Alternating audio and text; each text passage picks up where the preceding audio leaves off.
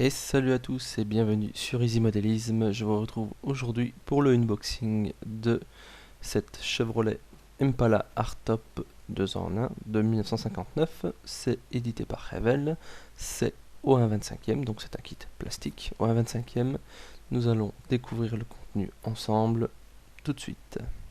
Le boîtage est pas mal du tout, il nous présente ici les deux versions différentes, donc la version d'origine au-dessus et la version custom en dessous, si je dis pas de bêtises, oui. Donc comme vous le voyez, moteur sera voyant, c'est un kit pas mal détaillé, il y a quand même une histoire de 160 pièces, quelque chose comme ça. Alors lorsque l'on ouvre la boîte, première chose qui nous est présentée, c'est la notice, que voici.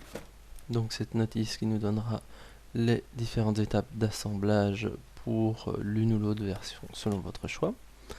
Dans la notice, on retrouve glissé entre les pages la planche de décalcomanie, que voici. Donc les décalcomanies qui m'ont l'air vraiment de très bonne facture. Ils ont l'air, je dis bien, je verrai bien une fois le montage en cours. On retrouve ici les bandes vertes qui nous sont présentées pour la décoration custom sur le boîtage que je vous ai montré tout à l'heure. Donc il y a aussi les décalcomanies pour les sièges, oui. Franchement, tout ça me semble pas mal du tout.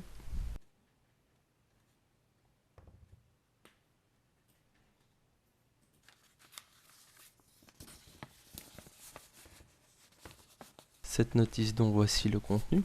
Donc comme vous le voyez, les schémas de montage sont très clairs, très aérés. C'est bien pour le coup. Je regrette cependant qu'il n'y ait pas de système de lettrage des grappes, comme c'est le cas chez Tamiya ou d'autres. Voici donc la première grappe que l'on sort de ce kit. Donc c'est une grappe chromée où est représenté notamment les pare-chocs ainsi que la calandre. Après, est-ce que c'est la calandre et les pare-chocs d'origine ou custom? Je ne sais pas, ça je verrai par rapport au schéma. Ensuite vient la grappe avec les pièces transparentes, donc les verrières avant et arrière, qui, comme vous le voyez pour l'avant, est très bombé. C'est sans doute normal pour ces modèles de ces années-là. Dans ces pièces transparentes, il y a également les clignoteurs et feux. Ici, en rouge, les feux stop à mon avis, je pense.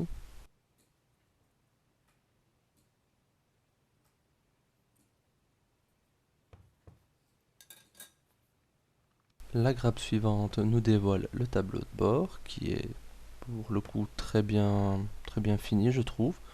Pour du Revell, c'est franchement de la très bonne qualité. On devine également la cloison, c'est une cloison moteur, je pense. Oui, je pense que c'est une des cloisons moteurs, ainsi que des éléments de suspension et de direction.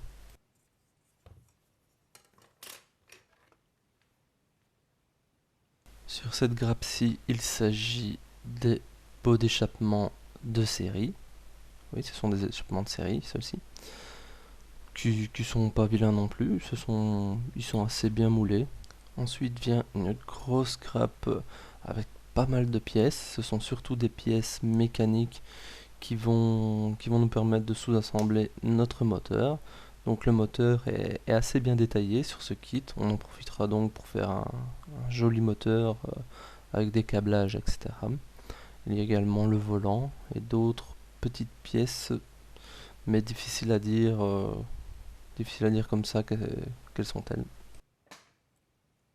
Sur cette grappe, nous avons notamment les deux demi-parties qui composent le bloc moteur, qui est pas mal du tout. Nous avons aussi les pédales de commande d'accélérateur, d'embrayage, etc.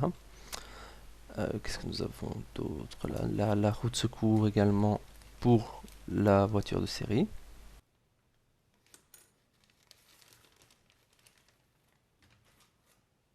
Nous avons ensuite une autre petite grappe qui se compose à première vue d'une cloison moteur différente de celle que nous avons vue tout à l'heure. Donc peut-être que les cloisons moteurs se différencieront selon si on veut faire la version custom ou la version de série. Alors, qu'y a-t-il d'autre? Des éléments de radiateur apparemment. La grappe suivante va nous dévoiler une grosse partie de l'intérieur de cette Chevrolet. Donc on y retrouve, comment dire, les sièges, enfin en tout cas la banquette arrière et la composition de l'intérieur. Donc je pense que ça c'est le modèle de série.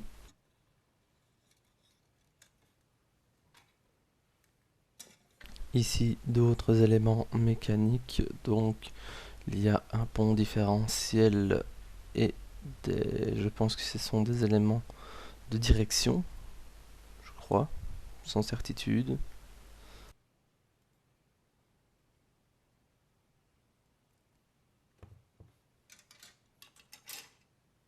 Ensuite, une toute petite grappe, cela nous montre les panneaux de porte intérieure, qui sont franchement pour le coup superbement moulés, que ce soit la version d'origine ou la version custom, les panneaux de porte sont tout simplement magnifiques, avec de belles lignes de structure, franchement belle finition. Donc voilà les autres panneaux de porte. Comme je l'ai dit, je suis totalement incapable de dire s'il s'agit des panneaux de porte custom ou d'origine. Quoi qu'il en soit, ils sont très très bien moulés aussi, comme vous pouvez le constater. Voici le deuxième ensemble intérieur que Revell nous fournit avec ce kit. Pour le coup, en ayant vu la planche de décalcomanie avec les bandes rayées comme ça, je pense que celle-ci, c'est l'intérieur, cette pièce-ci correspond à l'intérieur de la version custom. Donc voici les deux versions, mis côte à côte, pour que vous vous rendiez compte des différences.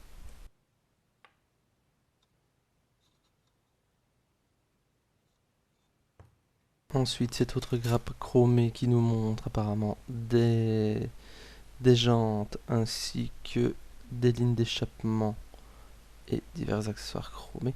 Pour le coup, en voyant la ligne d'échappement ainsi, ligne d'échappement latérale, je pense que cette grappe correspond, la calandre ici, ces jantes, correspondent à la version custom aussi.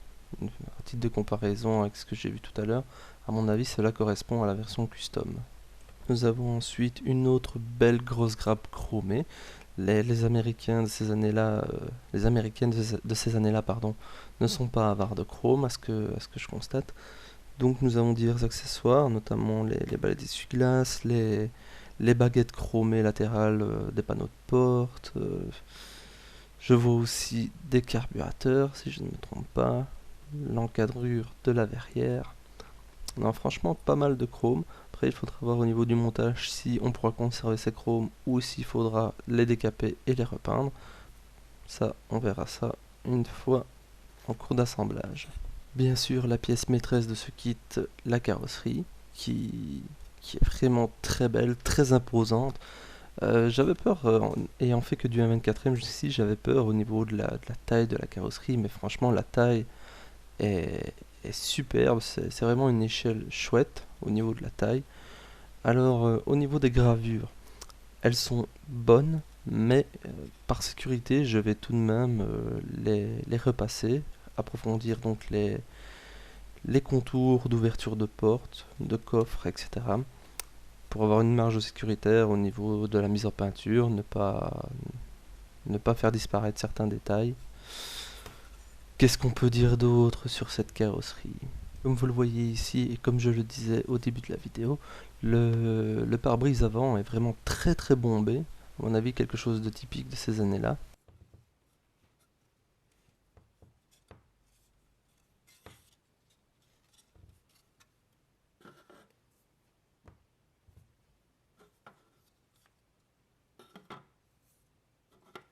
Voici une autre partie importante de ce kit, le châssis, qui est aussi imposant que la carrosserie forcément, et qui est vraiment très très bien détaillé, vraiment très bien détaillé au niveau des détails, il n'y a rien à redire, c'est vraiment superbe. Bon, après on ne s'y attardera pas trop parce que voilà, c'est pas que la voiture, on va se pencher en dessous. Lors du montage, on en profitera tout de même pour faire disparaître ces gravures d'impression, les marqués Revell, Made in Taiwan, etc. Comme vous le voyez, beaucoup de détails. Ensuite, il y a à l'arrière le réservoir d'essence. Il me reste à vous montrer le capot moteur. Capot moteur qui, à mon avis, du fait qu'il est détaché de la carrosserie sera amovible, donc j'espère qu'en tout cas que l'on pourra observer ce moteur tout en ouvrant le capot sans devoir déposer le capot sur le côté, ça serait ennuyeux. Et donc sur ce capot moteur on retrouve bien sûr l'emblème de la marque, donc Chevrolet. J'allais oublier de préciser que des pneus en caoutchouc sont fournis avec ce kit, c'est vraiment un plus.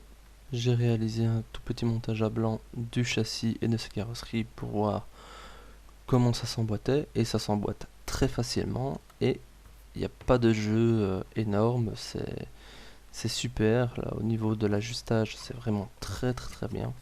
Pour la petite précision, je ferai ce modèle en version custom que voici, qui m'a l'air vraiment très sympa. J'espère de tout cœur que cette vidéo sur le unboxing de cette Chevrolet Impala de 1959 vous aura plu, et je vous dis à très bientôt pour de nouvelles vidéos.